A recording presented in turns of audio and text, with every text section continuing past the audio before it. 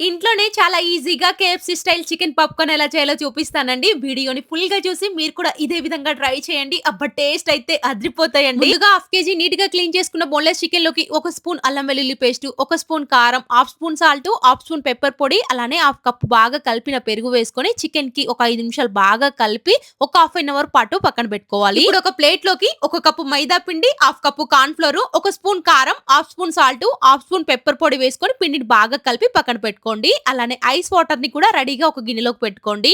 ఇప్పుడు chicken pieces ని కొన్ని కొన్నిగా తీసుకుంటూ ముక్కలకి మసాజ్ చేసినట్టుగా బాగా పిండిని పట్టించి పక్కన ఐస్ వాటర్ లో వేసి జస్ట్ అలా 2 సెకండ్స్ ఉంచి తీసి మళ్ళీ పిండిలో బాగా డిప్ చేసి అన్ని ఇలా రెడీ చేసుకోవాలి. ఇప్పుడు బాగా మీడియం హీట్ లో ఉన్న ఆయిల్ లోకి వన్ బై వన్ వేసుకుంటూ మంచిగా రంగు వచ్చేంత వరకు బాగా ఫ్రై చేసుకోవాలండి. అసలు ఆయిల్ పీల్చవు, ఎన్ని తిన్నా ఇంకా తినాలనిపిస్తాయి. సేమ్ బయట తిన్న ఫీల్ ఉంటాయండి. తప్పకుండా ఒకసారి ఇలా ట్రై చేసి మీకు ఎలా కుదిరిందో కామెంట్ చేసేయండి.